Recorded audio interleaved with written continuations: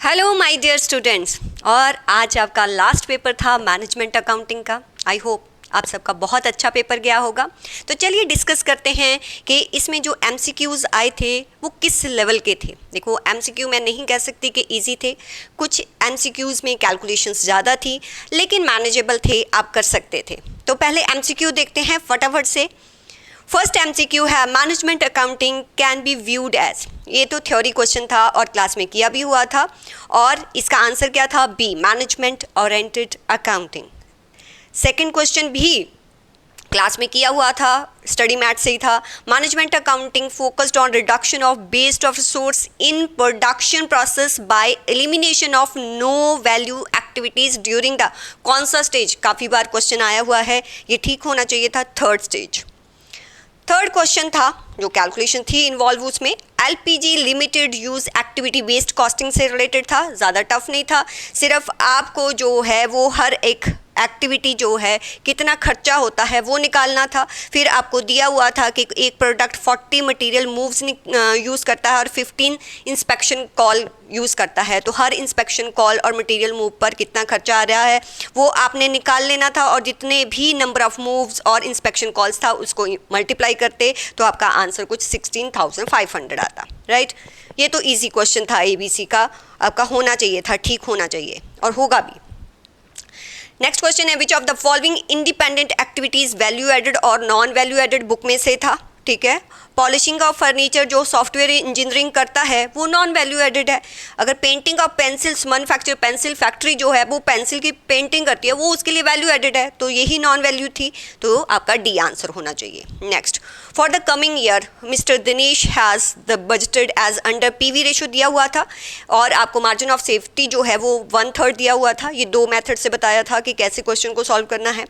Fixed cost आपको दिया हुआ था, what is the total sales volume आपको निकालना था। देखो, फर्स्ट आप क्या निकाल लेते कि ब्रेक इवन सेल्स दिया है, ठीक है, 45% पीवी रेशो का मतलब कि 100 पूरा सेल कितना होता वो निकाल लेते, ठीक है, और 1/3 जो है मार्जिन ऑफ सेफ्टी है, तो ब्रेक इवन रेशो कितना होता 1 से माइनस करके आप निकाल लेते तो 2/3 आ जाता। ठीक है, तो जो भी ब्रेक इवन सेल है वो 2/3 को रिप्रेजेंट कर रही है, तो टोटल सेल कितनी होती, तो आपका कुछ आंसर ये आता। तो एक सेकंड मेथड भी बताया हुआ है क्लास में, वैसे भी कर सकते थे आप। नेक्स्ट क्वेश्चन, हाँ ये थोड़ा सा आपका कैलकुलेशन ज़्यादा इन्वॉल्व थी, मैं नहीं कह रही कि ये क्वेश्चन इजी थे, लेकिन आप कर सकते थे अगर आपके प्रैक्टिकल जो है क्लासेस के अच्छी तरह से किए होते। DEF limited has break even when sales 3,20,000। Break even sale के बारे में बताया हुआ है। Variable cost at that level 2 lakh है। इट मीन्स के इसमें से ये माइनस कर दूँ तो कंट्रीब्यूशन आ जाएगा, तो कंट्रीब्यूशन कितना है 1,20,000। ठीक है, ब्रेक इवन सेल में से अगर आप वेरिएबल कॉस्ट माइनस कर दोगे तो रिमेनिंग आपका क्या बच जाता है, कंट्रीब्यूशन बच जाता है। How much would contribution increase decrease? अगर आपका कॉस्ट ड्रॉप हो जाता 30,000 का, अगर वेरिएबल कॉस्ट ड्रॉप 30,000 हो जाता तो अभी हमारा कितना है 1,20,000 का कंट्रीब्यूशन है।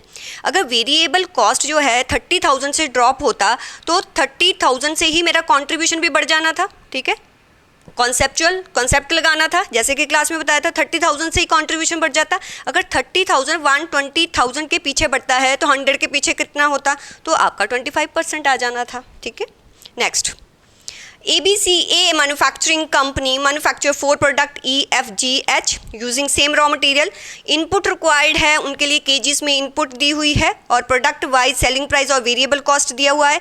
अज्यूम करना है कि रॉ मटेरियल की अवेलेबिलिटी लिमिटिंग फैक्टर है, तो की फैक्टर की बात आ गई, तो कंट्रीब्यूशन पर की फैक्टर देखते थे। तो रॉ मटेरियल अगर की फैक्टर है तो रॉ मटेरियल के पीछे एवरी केजी के पीछे कितना कंट्रीब्यूशन वो निकालना था, उसके अकॉर्डिंग आपको रैंकिंग देनी थी। ये भी क्वेश्चन आपका हो जाना चाहिए था, तो इसका आंसर आपका बी है। Next question, which method of transfer price was introduced in order to overcome the problem caused by using marginal costing? वो कौन सा था, ये थ्योरी में किया था, dual price. Next, ZED limited sold 150 units और प्रोडक्ट सेलिंग प्राइस उसकी इतनी है, बजटेड सेल जो है 200 यूनिट्स है और 10 पर सेल होना चाहिए था, that is budget. Sales price variance, sales price variance क्या होता है, जहाँ पर सिर्फ हम जो प्राइस में डिफरेंस है उसको कंसीडर करते हैं, कितना यूनिट्स आपने सेल किया उससे कोई मैटर नहीं करता। तो जो भी आपकी एक्चुअल क्वांटिटी थी जो आपके प्राइस में डिफरेंस था उससे मल्टीप्लाई कर देते तो आपका आंसर डी आ जाना था। ये तो ईजिली आप कर सकते थे। नेक्स्ट, हाँ, यहाँ थोड़ी कैलकुलेशन आपकी इन्वॉल्व थी। Message RSR limited produced 5 units of finish good 7 hours. यहाँ पर आपको लेबर रेट और लेबर आइडल वेरिएंस, वो जो चार्ट बनाया था बस वहाँ पर आपको जो ये वैल्यूज़ दी थी पुट करनी थी, फटाफट से आपका ये आंसर आ जाना था। तो इसका जो आंसर है वो ए है। Next question, A dash is projection of budget data eight one level of activity. अगर हम वन लेवल ऑफ एक्टिविटी पर ही बजटेड डेटा प्रेजेंट करते हैं तो उसको कौन सा बजट कहते हैं? Static budget. ओके, ये थ्योरी का क्वेश्चन था जो किया हुआ था। Pycon limited current financial years income statement reports its net income after tax, यही EBIT वाला, ठीक है, वो है 24 लाख। इसके भी 2 मेथड क्लास में बताए थे कि कैसे आपको निकालना है, तो कोई भी मेथड लगाकर आप इस क्वेश्चन को सॉल्व कर सकते थे। आपका जो टैक्स रेट है वो 35% है, ठीक है। अगर आपकी ये नेट इनकम दी हुई है टैक्स रेट के बाद 35% टैक्स रेट के बाद, तो इट रिप्रेजेंट टू 65 × 100, ये पूरा आपका प्रॉफिट बिफोर टैक्स आ जाता। फिर आपको इंटरेस्ट दिया हुआ था, इंटरेस्ट को ऐड कर देते तो आपका जो भी EBIT है वो पता हो जाता। ये वाला बी आंसर है इसका। और दूसरे वाला मेथड जो मैंने बताया था उससे भी कर सकते थे आप इसको। The main focus of responsibility accounting lies on, responsibility accounting जो है उसका मेन फोकस किस पर होता है? जब हमने अकाउंटिंग की थी तो हम क्या कंसिडर करते हैं? Responsibility centre. तो ये सारी रिस्पॉन्सिबिलिटी सेंटर्स होते हैं। Next, message not limited is evaluating A project with the following पे ऑफ्स। ये आपका क्वेश्चन, यहाँ पर क्या निकालना था? एक्सपेक्टेड वैल्यू निकाल लेते आप, इनकी प्रोबेबिलिटी के साथ मल्टीप्लाई कर देते। फिर रिस्क पेनल्टी दी हुई थी, ठीक है, वो रिस्क पेनल्टी निकाल के उसमें से माइनस कर देते तो रिस्क एडजस्टमेंट एक्सपेक्टेड रिटर्न कितना आ जाता आपका? 44.20। Last question, the regret table is also known as opportunity. ये तो क्लास में काफ़ी बार जब हम रिग्रेट टेबल करते हैं तो उसको और क्या नाम दिया जाता है? Opportunity loss table. तो इजी नहीं थे, मैनेजेबल थे अगर आपने थ्योरी और सारे क्वेश्चन जो है ध्यान से किए होते। बाकी जो आपके जो लॉन्ग क्वेश्चन है उसको नेक्स्ट वीडियो में डिस्कस करेंगे कि कैसे, आई होप आपसे बन गए होंगे। वैसे सारे क्वेश्चन ऐसे थे जो आप कर सकते थे, इजी नहीं कह सकती, बहुत टफ भी नहीं था, ठीक है। ये वाला क्वेश्चन किया हुआ था आपका।